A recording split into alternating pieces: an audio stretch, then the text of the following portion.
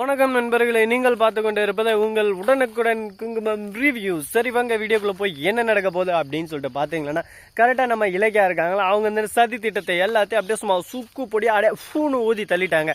ஆனால் இந்த சமயத்தில் டேய் நீ என்னதான் ஊதி தள்ளினாலும் என்ன உன் புருஷனை கடத்தின, சரி வேலைக்கு ஆகலை, அடுத்து உன் புருஷனை கடத்தலான்னு நடத்தேன். ஆனால் அவன் தான் எல்லாரையும் அடித்து துவம்சம் பண்ணி ஒரு பக்கம் மாஸ்க் காட்டிட்டான்.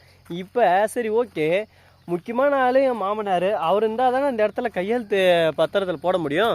அவர் இல்லைன்னா ஒன்றுமே பண்ண முடியாது. நாம் காத்தியை தூக்கிடாது, டேரெக்டாக அவரை தூக்கணும் அப்படின்னு சொல்லிட்டு யோசிக்கிறா. உடனே எஸ்எஸ்க்கு ஃபோன் பண்ணுறான், எப்படிமா இந்த அளவுக்கு வேற லெவல் மக்கு சாம்பிராணியாக இருக்கா அப்படின்னு சொல்லிட்டு திட்டுவார். நானும் எதிர்பார்த்தேன். ஆனால் நம்ம தலை வந்து சூப்பர்மா, சூப்பர் ஐடியா, மக்கு சாம்பிராணிக்கு மக்கு சாம்பிராணி என்ன சொல்லும், சூப்பர் அப்படின்னு சொல்லிட்டு சொல்லலாம்.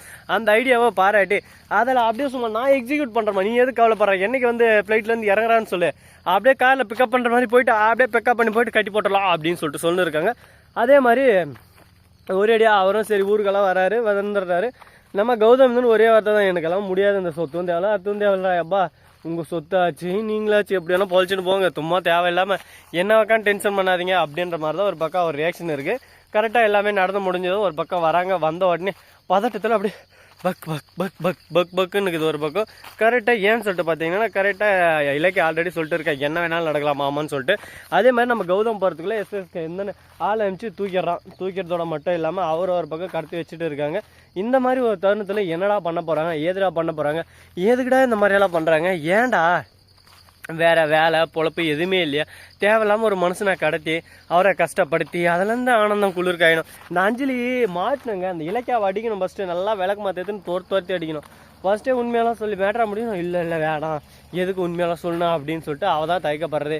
இவ்வளவு தாங்க அந்த குடும்பம் நாசமாக போகிறது. அவளை ஃபஸ்ட்டு அடித்தா அந்த குடும்பம் நல்லா திருப்தியாக வந்துடும். ஏன்னு சொல்லிட்டு பாருங்க, பாவம் இனிமேல் பார்க்கக்கூடாது. ஒருத்தர் தப்பு செஞ்சுக்கிறாள், ஒரு டைம் பார்க்கலாம், 2 டைம் பார்க்கலாம், இல்லை 3 டைம் பார்க்கலாம், இவன் 100 டைம் பார்க்குறான். இவளை வச்சு நம்ம என்ன பண்ணுறது சொல்லுங்க பார்க்கலாம். இதே மாதிரி பண்ணு போயின்னு இருந்தால், ஆமாம் நான் தப்பு பண்ண அவள் எனக்கு தான் சப்போர்ட் பண்ணுறாட்டுங்குது, நான் என்ன விட்டுன்னு தான் இருக்கா ஃப்ரீயாக, இவெல்லாம் ஒரு ஆள், இவளுக்கு நான் பயந்துன்னு தப்பு செய்யாமல் இருக்கணுமா, நான் செய்வேண்டா அப்படிப்பட்ட தப்பு நான் செய்வேண்டா அப்படின்னு சொல்லிட்டு தப்பு செய்ய ஆரம்பிக்கிறாங்க. இதுக்கப்புறம் தாங்க மெயின் பிக்சரே இருக்கு. என்னன்னு சொல்லிட்டு பார்த்தீங்கன்னா, கரெக்டாக அடி தடி உத எல்லாமே அப்படியே தரமாக ஒரு பக்கம் செதுக்கி வச்ச மாதிரி ஒரு பக்கம் போயின்னு இருக்குது. சரி இப்படியெல்லாம் ஒரு பக்கம் போயின்னு இருந்தாலும் அதே சமயத்தில் கரெக்டாக நம்ம கௌதம் இருக்கார்ல, அவர் வேற லெவல் ஸ்பீச்சுங்க. அப்படியே பேசுகிற ஒவ்வொரு வார்த்தையும் அங்கே அல்டிமேட்டாக இருக்குது. இந்த மாதிரி யாரா பேச முடியும் அப்படின்ற மாதிரி தான் ஒரு பக்கம் ஸ்பீச் கொடுக்குறாரு. அப்படி கொடுத்தாலும் எல்லாத்தையும் நான் முறியடிப்பேன்டா, இதெல்லாம் சரிப்பட்டு வர மாதிரி தெரியல, இதெல்லாம் ஒழுங்காக இல்லை, இது எதனா ஒன்று பண்ணணும் அப்படின்ற மாதிரி தான் ஒரு நோக்கோட போயின்னு இருக்காங்க. இந்த நோக்கு வறுமை எந்த கலையில் வருதுன்னு சொல்லிட்டு தெரியல. தெரிஞ்சால் நாமளும் ஒரு பக்கம் அந்த நோக்கு வறுமத்தை கற்றுக்கிட்டு ஹூ ஹீ ஹீன்லாம், ஆனால் நம்மளுக்கு தான் எதுவும் தெரியல. சரி இருந்தாலும் நம்ம இதெல்லாம் கண்டுக்கூடாது, நாம் உண்டு தான் பொழப்புண்டுன்னு சொல்லிட்டு நம்ம பாட்டுக்கு நம்ம வேலையை விட்டு பார்த்துன்னு போயின்னு இருக்குன்னா அப்போ தான் வாழ்க்கை ஜம்முனும் லைஃப் கும்முன்னு இருக்கும். சரி இப்படி ஒரு பக்கம் போயின்னு இருந்தாலும் அதே சமயத்தில் மறுபக்கம் என்ன நடக்க போகுதுன்னு சொல்லிட்டு பார்த்தீங்களா, அதுக்கு முன்னாடி நம்ம சேனலை சப்ஸ்கிரைப் பண்ண நண்பர்கள் சப்ஸ்கிரைப் பண்ணுங்கள், லைக் பண்ணுங்கள், ஷேர் பண்ணுங்கள், டிங் பெல்லை தட்டி விட்டு போங்க. அப்போ தான் நான் போடுற அடுத்த வீடியோ உடனுக்குடன் நோட்டிஃபிகேஷனில் வந்து கொண்டே இருக்கும். மிக்க நன்றி, தேங்க்ஸ் ஃபார் வாட்சிங்.